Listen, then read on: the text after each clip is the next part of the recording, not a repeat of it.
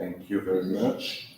So I would like to thank Delphine, Soraya, and Daniela for this nice meeting, as friendly as usual. So you may remember that Françoise Croisier used to speak in French, and in this lovely Tower of Babel, where everybody understands everybody, I will speak French. I apologize. Bien, just a moment for this.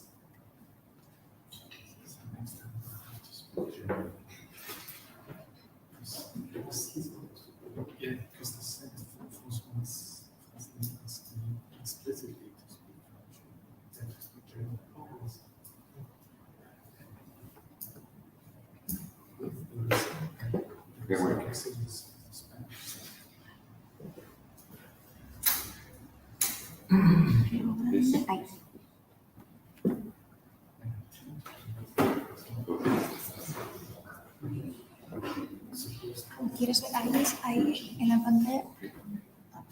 Okay. Lorsque Delphine a proposé le sujet, j'ai été un peu perplexe, puzzled, parce qu'à vrai dire, je ne suis pas vraiment spécialiste de cette question. Alors, je vais proposer en fait deux intitulés possibles. L'un était le rôle de Plutarque et de Daïta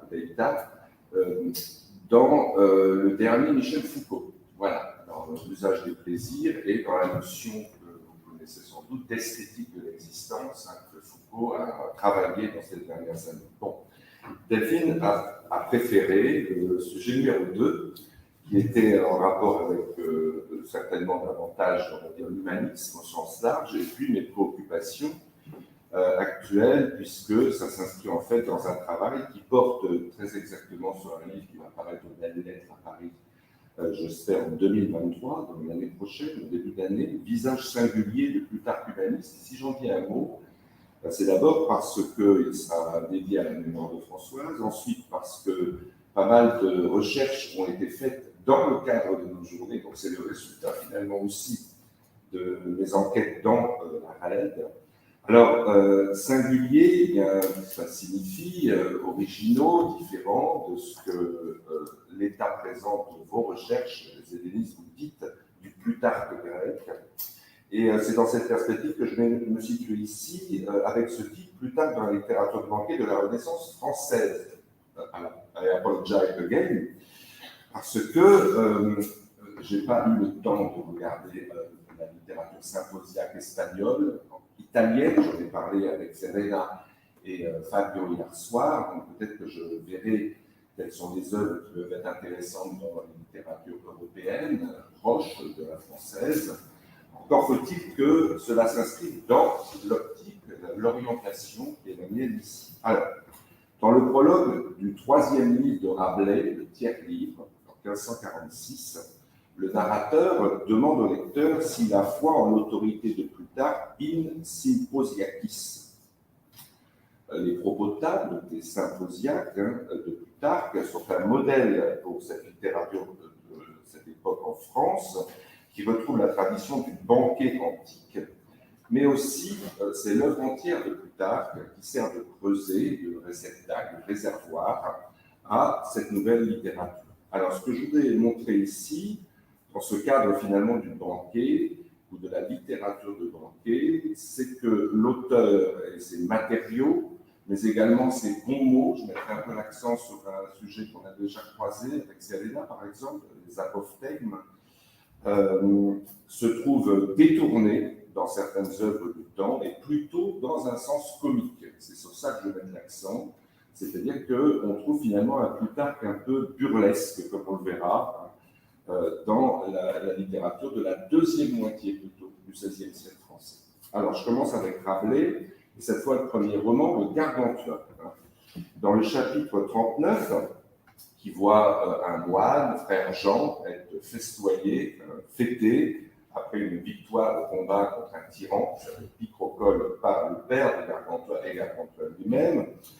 Le chapitre s'intitule « Comment le moine fut festoyé par Gargantua et les beaux propos qu'il tint en soupant ».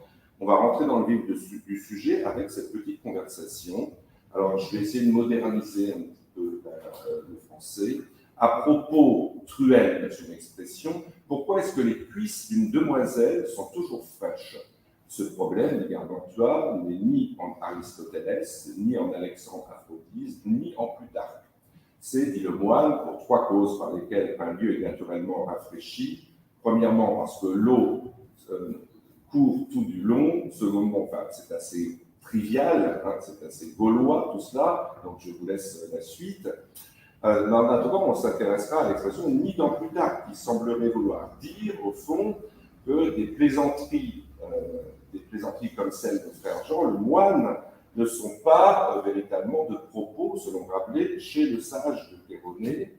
Et de fait, c'est d'abord de façon sérieuse que la matière plutarchienne va être employée dans notre corpus. On va le constater dans un texte que peut-être je vous fais découvrir, parce que même chez les francisans, il n'est pas très connu, les Sérées de Guillaume Boucher, c'est des soirées, autrement dit, evenings, c'est-à-dire quelque chose qui ressemble vraiment au symposiaque. L'ouvrage est écrit entre 1584 et 1598. Son épigraphe est « Et nugae seria ducunt », ce qui indique plutôt la dimension moralisante de l'ensemble.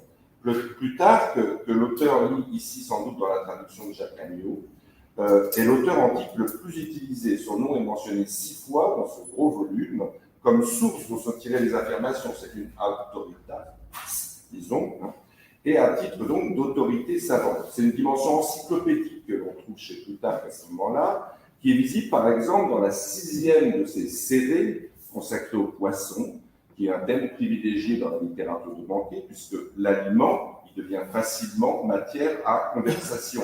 Je sais qu'Israël, par exemple, voulait parler des poissons, pescados, je ne sais jamais la différence sur l'espagnol. Donc c'est un sujet de choix évidemment dans les symposiaques, et ça le devient assez facilement chez Guillaume Boucher aussi. Alors il est question de l'emploi de Crassus, qui est évoqué sous la forme d'une murène, comme vous en souvenez, dans le De Solertia Animalium, dans la traduction d'Agneau que je vais donner là, et que sans doute consulte Boucher, ça donne ceci. Alors là, c'est Boucher. Plus tard, il dit que Crassus avait une lamproie, laquelle était si apprivoisée qu'elle lui obéissait, dont il lui avait donné un nom, ce pourquoi il lui avait donné un nom, comme à une bête domestique, et l'appelant, la faisait venir vers lui, laquelle étant morte, il pleura. Quand elle mourut, il pleura. Alors on trouve ça chez Agneau, hein, c'est Étienne 975F, dans le texte grec, ainsi que l'on dit de la murène de Crassus, laquelle étant venue à mourir, Crassus en pleura, et comme un jour d'habitude, lui reprocha par moquerie, n'as-tu pas pleuré ta murène morte? Il lui répliqua sur le champ, n'as-tu pas eu le cœur si dur que de ne point pleurer pas une de tes 3 femmes que tu as enterrées? Donc il pleure plus sa murène que ces 3 femmes, donc il y a une espèce de petite variation là peut-être. Hein. Mais ce qu'il faut noter, c'est que là où chez Plutarque, il est question d'abord dans le De Solertia de la familiarité de Crassus avec le poisson, selon la démonstration du texte qui vise à montrer les affinités entre hommes et animaux, Boucher fait de l'exemple une preuve selon laquelle de ce que les Romains avaient le poisson en grand délice.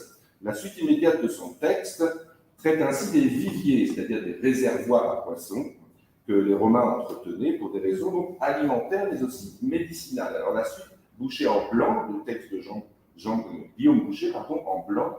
Les Romains gardaient ces lamproies en leur vivier parce que certains disent que la lamproie est poisson vénéneux en la mer, mais qu'il est rendu bon quand il est dégorgé et entré dans les grands fleuves. Voilà, après il est question d'un témoignage de médecin, et afin que vous ne trouviez pas étrange la primauté de la lamproie de Crassus, plusieurs auteurs ont écrit que les bêtes aquatiques se pouvaient apprivoiser, entre lesquelles on nomme les anguilles.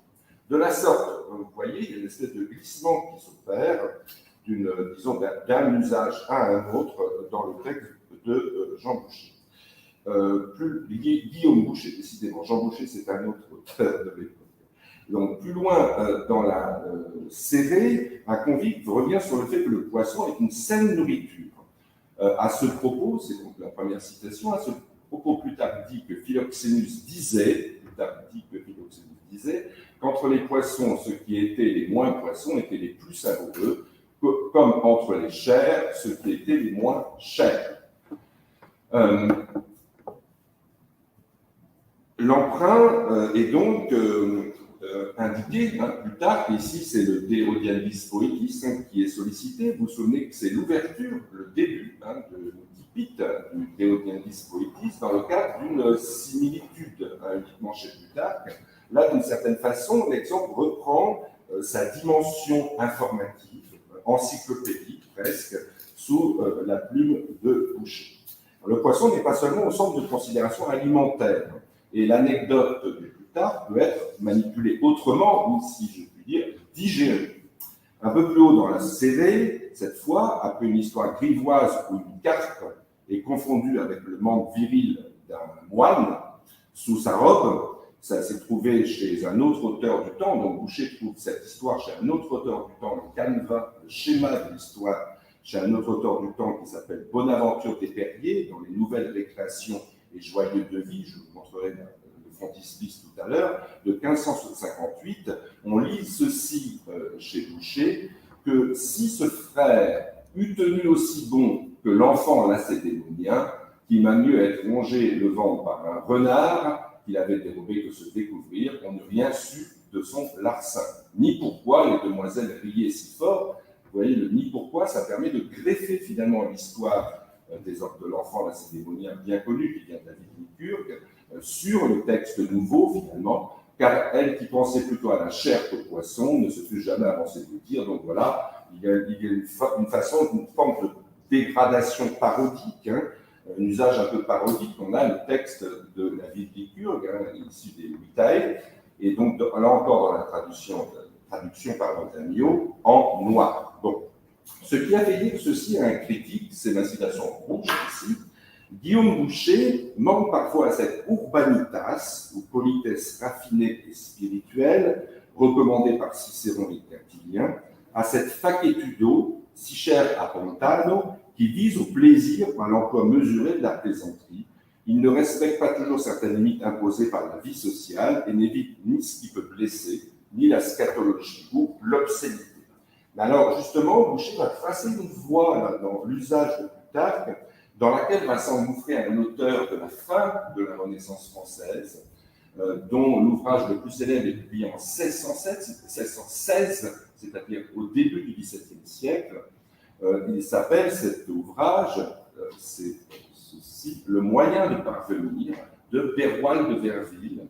Et ce texte, l'un de nos grands maîtres, Michel Jeanneret, professeur à Genève, en littérature française de la Renaissance, qui est mort il y a quelques années, qualifiait ce texte d'archibanquet. Alors c'est un texte très curieux que je vous recommande parce qu'il est extrêmement original. Il a un canevas symposiaque, effectivement, mais même les références, c'est à la fois le schéma symposiaque et le schéma du dialogue des morts.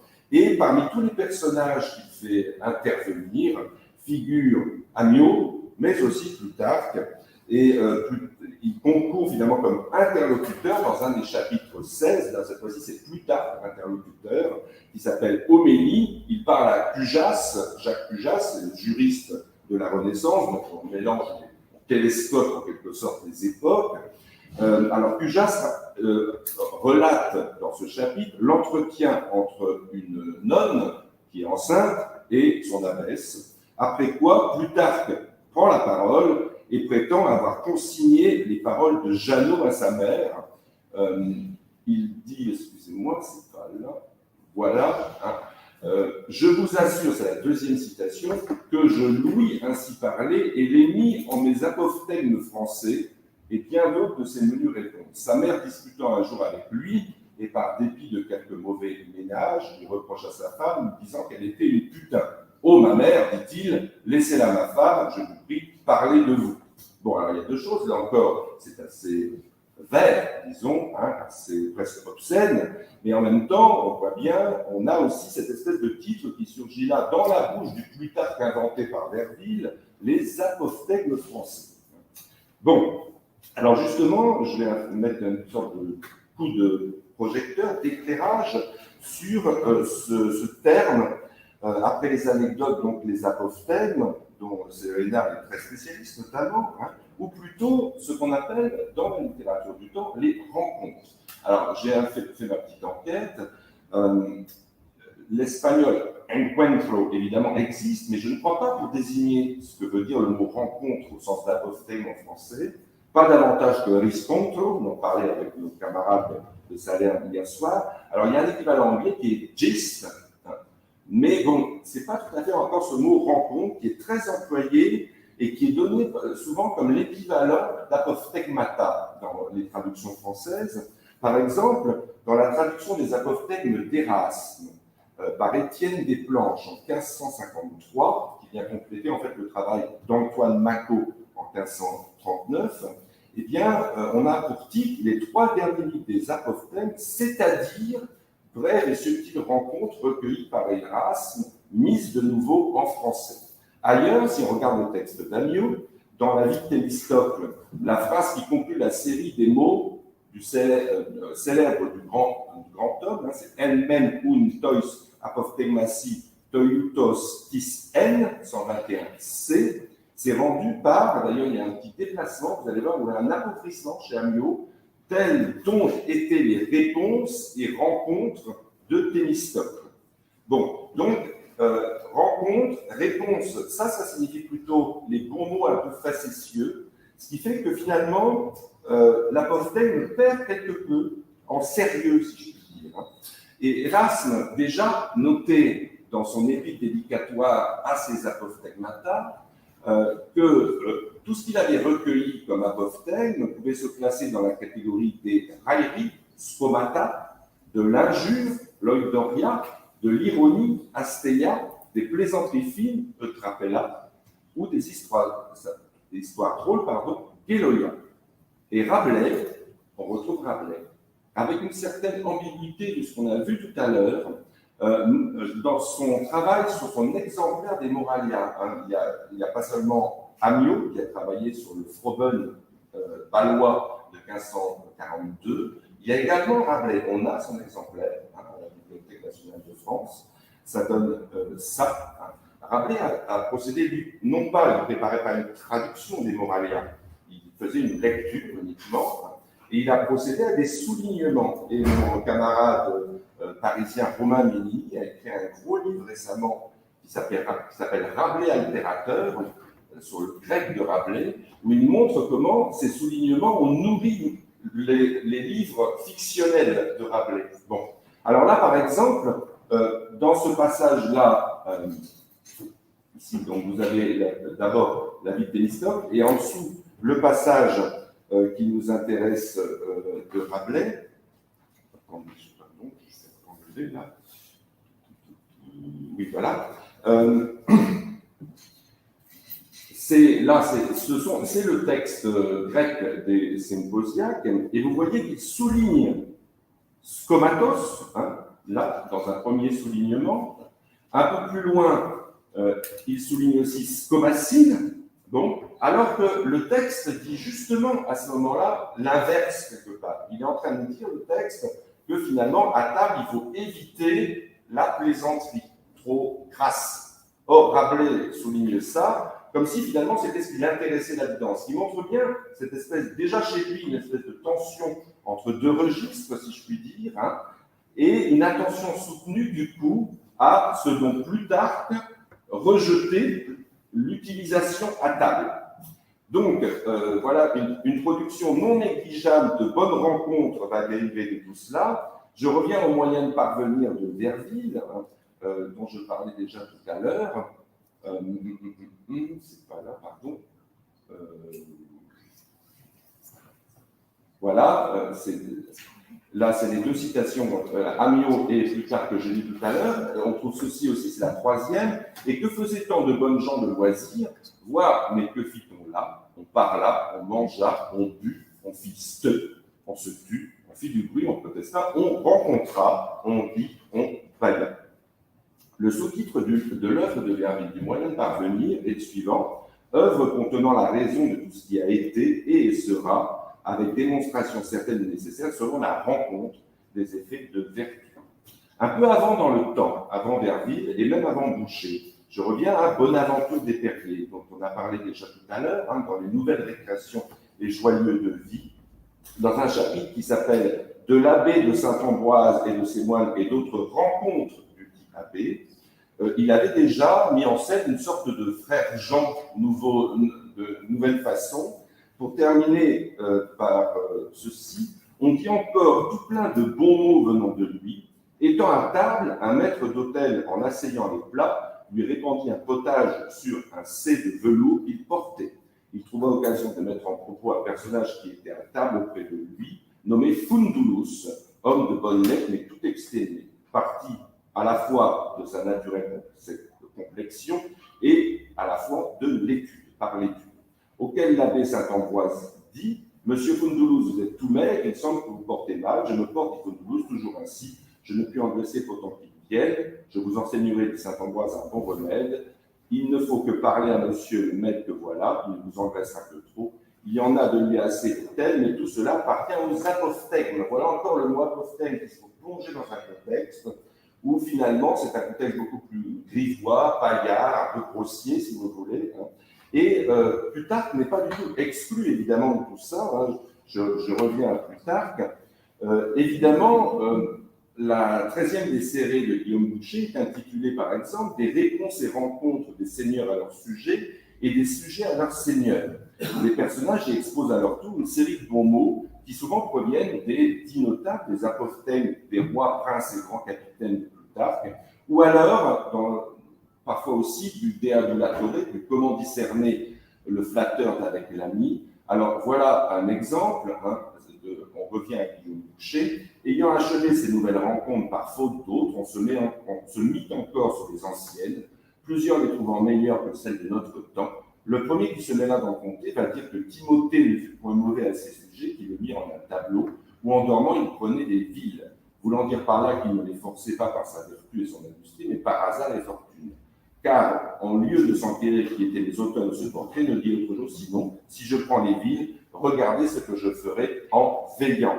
C'est un passage qui imite le passage des apophthegmes, des dix notables des anciens rois, princes et grands capitaines au sujet de Timothée. Timothéus était estimé capitaine plus heureux que sage ni vaillant, et quelques-uns lui portant envie lui payaient des villes qui venaient d'elles-mêmes se prendre dedans une menace pendant qu'il dormait, et lui disait « Or, pensez si je prends une telle ville en dormant, ce que je ferai quand je serai éveillé. » Alors, c'est pas très drôle, ça, cette fois-ci, mais c'est une rencontre quand même, ou une réponse, avec cela dans une fiction symposiaque cadre, qui contribue, si l'on veut, à la contamination de la sententia plutarchienne par la facetia, nouvelle manière française. Donc, tout ça, c'est pour dire que la rencontre à table, si je peux l'appeler comme ça, a modifié quelque peu le périmètre et l'esprit premier de l'apophthegme plutarchien, comme des anecdotes de son œuvre, pour infléchir ça vers ce que les spécialistes appellent, c'est le terme, la facétie narrative ou la facétie verbale. Elles sont assez fréquemment mobilisées au sein d'un propos lui-même inséré dans un récit cadre, et elles viennent donc ainsi s'adapter au nouveau contexte énonciatif des devisants, des convives, si vous voulez, qui parlent. Voilà. Il s'agit là d'une recontextualisation spécifique par laquelle la vocation naturellement morale et encyclopédique qu'on a vu au début de nos propos, du texte de Plutarque, vient céder sa place à un usage enjoué propre à une forme de serio ludere, si on peut dire. Alors, un de mes jeunes collègues a parlé là d'une dégradation burlesque de l'apophthegme, une plongée, si l'on veut, dans ce nouveau contexte. Ça serait peut-être un petit peu à préciser, en raison de la joie que permet et déploie, si vous voulez, le matériau ainsi greffé, qui mène d'ailleurs volontiers, on l'a vu, bonne chair, la chair, et même la chair d'église, on peut jouer sur le mot français, parce qu'il y a les trois aspects là concomitamment. il y a beaucoup de gens d'église, donc il y a là une part aussi d'irrévérence qui met en question la culture et le savoir officiel, ce qu'un ouvrage comme Le moyen de parvenir porte à son point extrême. Donc le matériau quitte ainsi son statut de mot doré, l'apophthegme pouvait être traduit parfois par mot doré, pour devenir ce que Rabelais appelle déjà un mot de gueule. Ça, c'est dans le quart livre. C'est-à-dire une parole vive, spontanée, à l'acre, qui est promesse de rire, de convivialité et de lien entre les convives. Je rappelle juste la formule célèbre, qui est célèbre, je crois, dans toute l'Europe, encore aujourd'hui. Pour ce que rire est le propre de l'homme, c'est l'épigraphe du Gargantua et donc de l'ensemble du texte de la Somme de Rabelais, selon une conception d'ailleurs qu'ont les médecins du temps, du rire comme à la fois médecine, diététique justement, et soin donc de l'âme. En tout cas, c'est là une façon qu'a la culture de la seconde Renaissance française en particulier, qui devient de plus en plus critique au fil du temps, parce que le contexte est plus grave, au fond, de plus en plus grave, de recycler ces autorités en les plongeant finalement dans une oralité fictionnelle, dans un cadre plus contemporain, ce qui les ressource, si l'on peut dire, en les superstissant de façon presque carnavalesque, je termine là, parce que c'est la notion et l'expression qu'a employée Michael Bakhtin dans sa grande étude sur Rabelais. Voilà. Merci beaucoup.